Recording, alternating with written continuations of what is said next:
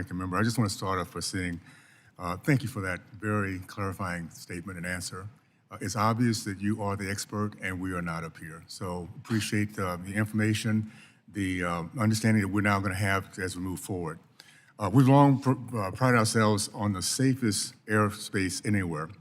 The January mid-air tragedy near DCA claimed 67 lives, and the uptick in runway incursions have exposed vulnerabilities we cannot ignore. The 2024 reauthorization provided the FAA with a clear roadmap, and the American people placed their confidence in President Trump and his administration to implement it. Folks back home rely on air traffic every day, air travel, and are feeling the strain from near misses and disruptions during the recent shutdown. The progress being made throughout the year in airports, large and small, are encouraging. We need assurances the momentum is accelerating, not stalling. The $500 million we directed specifically for runway safety tech, lighting,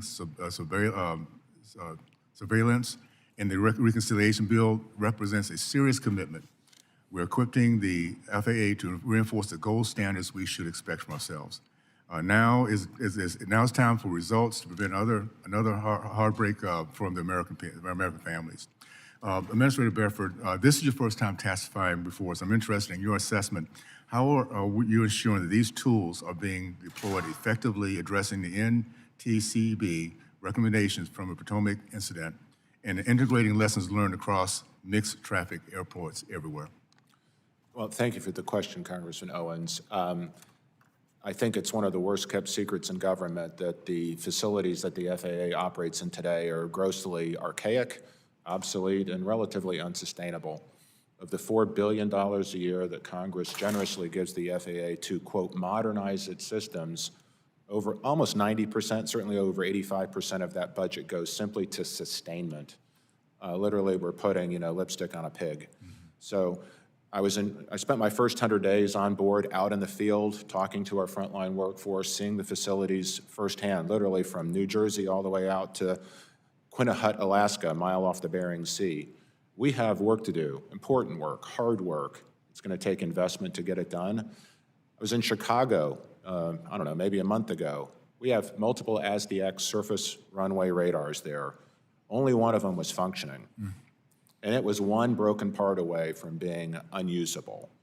That's not acceptable. So the allocation of funds in one big beautiful bill to improve our surface runway awareness technology, you can rest assured we are deploying that. We are investing that money, and we are going to deploy that technology just as soon as the supply chain will allow.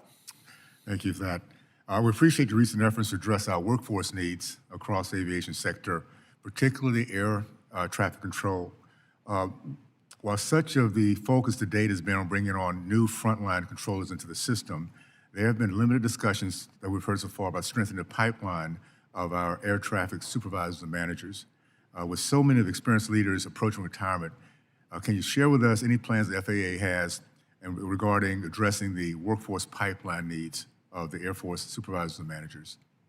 Well, so we're blessed to have a wonderful resource in Oklahoma City. Our campus, our academy campus out there is doing great work for us, but we can't allow it to be a bottleneck.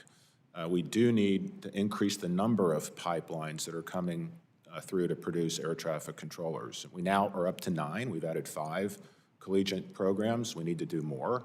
And as we add those collegiate programs, we create feeder streams of potential new controllers that can go both to the contract tower program as well as to our federal towers. So we are doing that. But I will tell you, one of the first things that we spent doing is understanding as an agency how to think about big projects, how to think about the work that we do.